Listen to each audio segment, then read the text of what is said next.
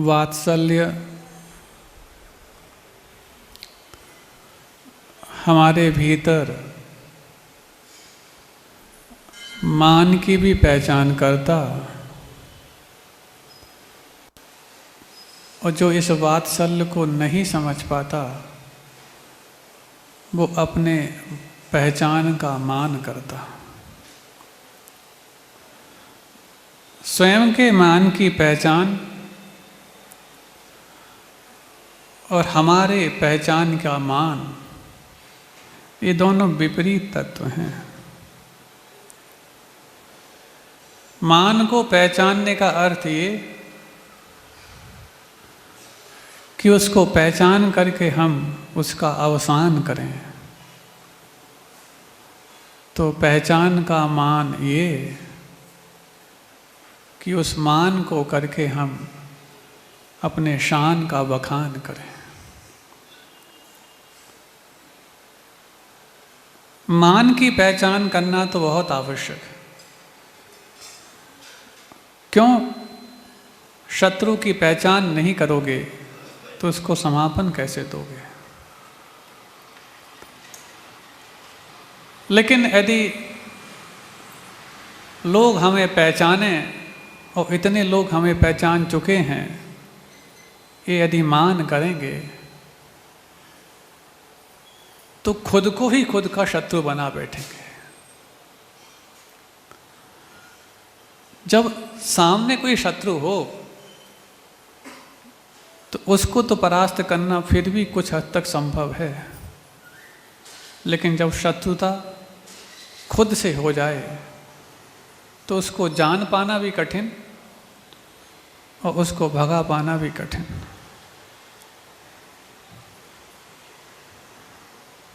खुद की शत्रुता खुद से, हाँ, अनंत काल से हमारी खुद से मित्रता हुई कहाँ? यदि मित्रता हो जाती तो मैत्री भाव का तो चरमोत्कर्ष एक माही एक राजे सिद्ध सलाह में देखने को मिलता है। मैत्री भाव इतना कि यहाँ पर तो एक एक व्यक्ति को बैठने के लिए कम से कम 2x2 का ठिकाना चाहिए, लेकिन वहाँ पर वही 45 लाख योजन का स्थान, और उस 45 लाख योजन के स्थान में अनंत सिद्ध परमेष्टि अनंत काल से अनंतानंत रूप में विराजमान है। कहीं कोई व्यवधान नहीं। लेकिन उस व्यवधान से रहित अवगाहन को प्राप्त करने के लिए यहाँ पर जो हम बैठे हैं, एक दूसरे के दिल में बैठने का और दूसरों को दिल में बिठाने का प्रयोग करते हैं, तभी जाकर के वहाँ पर शांति से बैठ पाते हैं। यहाँ पर एक दूसरे के दिल में बैठने की जब बात आती है, तभी तो जाकर के हमारा मान सही करवट बैठ पाता। और जब मान सही करवट बैठ पाता तो आपका बहुमान इतना हो जाता कि आपकी प्रत्येक बात को मान्य करके जीवन में स्वीकार कर लिया जाता। ये भारत वसुंधरा अनंत काल से उत्थान और पतन के कई सारे प्रमाण लिए बैठी है। और ऐसा नहीं कि पतन एक किसी काल में हो जाता हो और उत्थान किसी एक काल में। काल वही बनता रहता, वही बरतता रहता, लेकिन कार्य अलग अलग होते चले जाते। वही विदेश क्षेत्र में आज तीर्थंकरों का बाहुल्य है, उसी विदेश क्षेत्र में आज समूह शरण सज रहा है। तो इसी काल में आज अन्य क्षेत्रों में सबके अपने अपने अवसर और अवसरन अलग अलग रूप में दिखाई दे रहे हैं। जहाँ पर सबको समान अवसर मिले, अथवा जिसको सब जहाँ पहुँचकर सबको समान शरण मिले, उसी का नाम तो समवसरण अथवा समवसरण है। और समान अवसर जहां मिल सकता हो वहां पर ये मान आ जाए कि ये तो दूसरों का अवसर है, हमारा नहीं, तो तुम समवसरण में पहुंच करके भी अपना कल्याण और बहुत दूर करा के आ गए। बहुत कठिन होता है। जहां सर्वाधिक मान की क्षति देखने को मिलनी चाहिए वहीं सर्वाधिक मान की अति देखने को मिलती है। खास तौर से देव शास्त्र गुरु का जहां वातावरण होता है कम से कम वहां पर तो मान ना हो। कम से कम आयतनों में तो हमारा तन मात्र नहीं, ये चेतन भी आय करता चला जाए, ऐसा भाव हो। जहां पर तन की आय हो उसका नाम आयतन नहीं, लेकिन जहां पर चेतन की आय हो वहां पर आयतन होता है। लेकिन शब्द में तो आयतन, तन को कुछ आय मिले, हमारे लिए व्यवस्थाएं मिलेंगी तो हम आएंगे, हमारे लिए सही समय पे धोती सूखी हुई मिलेगी तो हम आएंगे, हमारे लिए श्रीफल तो नहीं लेकिन हमारे लिए, हम क्यों आए जब हमारा शरीर, अरे श्रीफल तो बहुत दूर की बात है, शीश को भी श्रीफल बना करके आओगे तो रक्षाबंधन तुम्हारा धन हो जाएगा। और जो अपने गुमान में ही बैठे रहें, गुरूर को ही ना छोड़ें, तो फिर तुम गुरु को तो छोड़ सकते हो, गुरूर तुम्हारा पीछा कभी नहीं छोड़ेगा। बहुत जल्दी आता ये मान कषाय मनुष्य की तो पर्यायवाची के रूप में है। एक किसी पर्टिकुलर विषय में मान पर गिरफ्त करते नहीं कि दूसरी जगह वो हमें गिरफ्त करने लग जाता। कभी आपने देखा एक कोई ऐसा, वो मुख में तो नाम नहीं आ रहा, आपको उपमा के द्वारा बताना चाह रहे हैं, इसमें अंदर गैस भरी रहती है, यहाँ दबाओ तो यहाँ उठ जाता, यहाँ दबाओ तो यहाँ उठ जाता। हाँ, गुब्बारा तो फिर भी ठीक है, वो तो सब जानते हैं। ऐसा मतलब एक पिलो जैसा समझ लो, पिलो समझ लो जिसमें गैस भरी रहती है। तो अब हाथ में तो इतनी बड़ी सामर्थ्य नहीं है कि वो सब जगह दबा सके उसको, लेकिन जितनी दबता लेकिन बीच में से, उंगलियों के बीच में से ही उठता चला जाता वो। ऐसे ये मान है, ये 10 धर्म की अंगुलियां उस पर जैसे तैसे काबिज होती, लेकिन वो 2 धर्मों के बीच के गैप में भी अपना वजूद बताने का प्रयास करता और बेबजाय बताने का प्रयास करता। हाँ, जैसे आजकल सुना है हमने, कोई एक राष्ट्रपति थोड़ा सा दिमाग का दिवालियापन का शिकार हो गया है, वो बेबजाय भारत को दबाने का प्रयास करता। हाँ, पता नहीं ऐसे सरफिरों को कौन चुन करके वो राष्ट्रपति बना देता, और वो भी विकसित देश का राष्ट्रपति। आज तक कभी उस देश के कितने ही राष्ट्रपति हो गए, कभी ऐसा सरफिरा और दिमाग का दिवालियापन किसी दूसरे में देखने को नहीं मिला।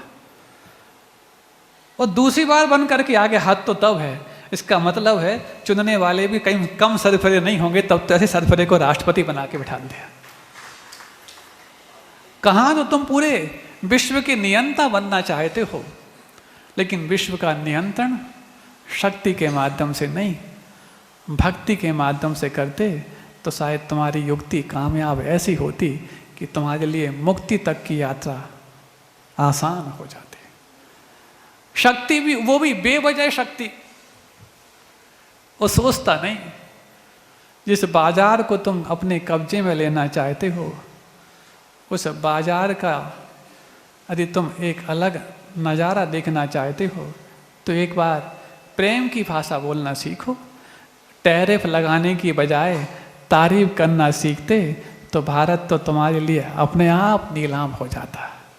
लेकिन तुम तो टैरिफ करना चाहते हो, और टैरिफ के बदले में तुम यदि गुलाम करने की सोची तो सुनो, 300 वर्षों की फिरंगियों की गुलामी भी इन भारत के लिए कोई बहुत बड़ी बात नहीं। वो एक बार के भारत छोड़ो आंदोलन से ठीक ठाक हो गई। और सिर्फ मात्र वहाँ पर जिनके पास हथियार होते हैं, जिनके पास बम होते हैं, जिनके पास संसाधन होते हैं, उन्हीं ने मात्र उसको निकाल के बाहर फेंका हो, खदेड़ा हो, ऐसा नहीं। जिनके पास अनेकांत और अहिंसा, इन दो तलवार और ढाल का सहारा होता है, वो तो अच्छे अच्छे फिरंगियों को तो बहुत दूर की बात है, भीतर बैठे अंतरंगी उन कर्मों को भी खदेड़ने के लिए कारण बन जाते हैं। और कल भी हमने एक किसी जैन क्रांतिवीर का किस्सा आपको सुनाया था। लेकिन क्रांतिवीर और जैन, ये हमें लगता है जैनों को भी दो अलग अलग बातें दिखती होंगी। कहाँ जैनों में क्रांति हो सकती? जैन तो शांति की बात करते, क्रांति कहाँ करेंगे? लेकिन जैन ऐसी शांति की बात करते हैं जो कर्मों में क्रांति ले आए, और ऐसी क्रांति की बात करते हैं जो चेतन को शांति पहुंचा जाए।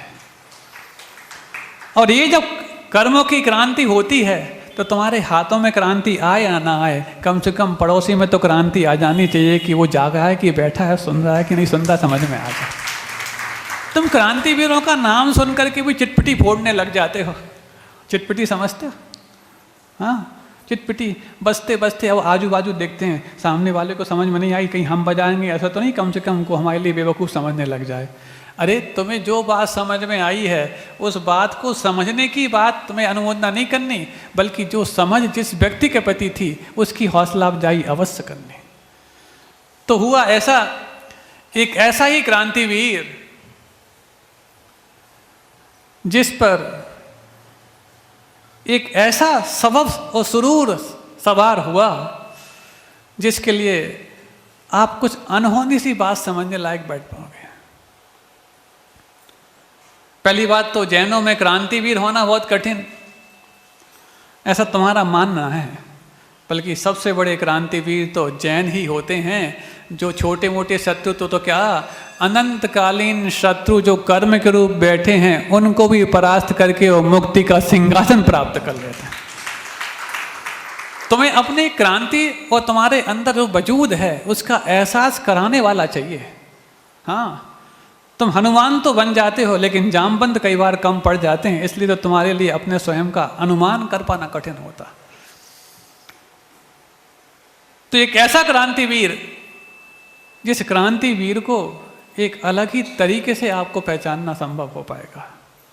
एक बार एक किसी शासक पर, क्योंकि आक्रांताओं की भारत पर कमी नहीं रही, एक के बढ़ के एक आक्रांता आए।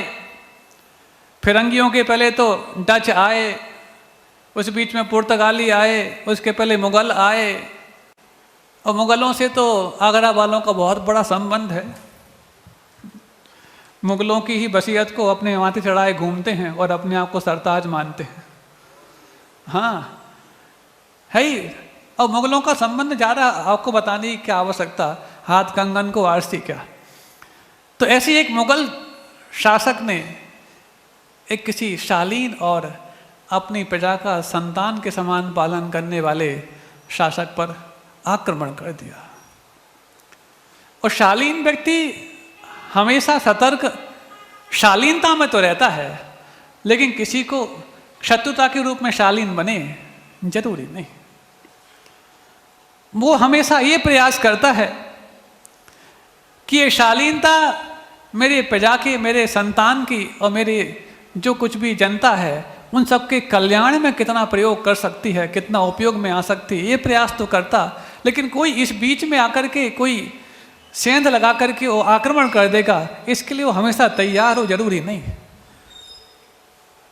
तब तो लोग कहते हैं हमेशा ईमानदारों की फजीहत होती है। ए सुनो, ये कहने वालों पहले सुन लो, ईमानदारी के साथ एक कठिनाई तो है कि कोई भी आपको छल सकता है, धोखा दे सकता है, लेकिन एक सुकून है तुमने किसी को धोखा नहीं दिया है। कोई तुम्हें छल दे, धोखा दे दे, इसमें तुम्हारा कुछ समय बर्बाद होगा, एक आध भाव तुम्हारे लिए कष्टमय होगा, लेकिन जब तुम किसी दूसरे को धोखा देना शुरू कर देते हो तो तुम्हारा पूरा समय और पूरा भविष्य बर्बाद के मुहाने पर पहुंच जाता है। इसलिए कोई तुम्हें छल ले, इसमें घबराना नहीं, लेकिन कोई तुम किसी को छल ना पाओ, इसकी पूरी पूरी निगरानी करना। अच्छे लोगों के बीच में अच्छाई की ट्रॉफी मिलती है, तो जब बुराइयां जहां पनप रही हों और तुम बुरा कर दो तो बुरे लोग भी अपनी टोली में शामिल करने के लिए तैयार अवश्य पाए जाते। तो कुछ लोग तो होते ही हैं जो ना खुद सुखी होना चाहते ना दूसरों को सुखी होना देना चाहते, वो तो दुखियों की टोली में आपको शामिल करना चाहते हैं और उसी में उनको आनंद आता होगा। अहिंसा परमो धर्म की जिनवाणी स्तुति। श्री जिन हिम गिरि से उद्भव है, ध्वनि सरिता सो जिन वाणी, अगमल प्रक्षालन करती है, शोभवि सरस्वती वाणी। श्री जिन हिम गिरि से उद्भव है, ध्वनि सरिता सो जिन वाणी, अगमल प्रक्षालन करती है, शोभवि सरस्वती वाणी। प्रथम करण अरुचरण द्रव्यमय, गूंथी सो गणधर वाणी, दुर्लभ गुरु से प्राप्त हुई सो हम कहते हैं गुरुवाणी। दुर्लभ श्री जिन हिम गिरि से उद्भव है, ध्वनि सरिता सो जिन वाणी, अगमल प्रक्षालन करती है, शोभवि सरस्वती वाणी। गरिमा गाती चितवन की है, द्वादशांग में है वरनी, शुभ नय को धारण करती है, सुस्यादवाद की है धरणी। चेतन तार बजाती है सो वीणा वादिनी मन हरणी, धीर धरावे विपदा में सो कहे भारती चितरमणी। भेद कराती नीर क्षीर सम, हंस वाहिनियों मानी, ज्ञान कराती वस्तु तत्व का, ज्ञान दायिनी सो जानी। मुक्ति दिलाती अनुचर को है, नहीं शारदा समदानी। शिव सुख मंजिल दिखलाती सो, यही नेत्र ज्योति भानी।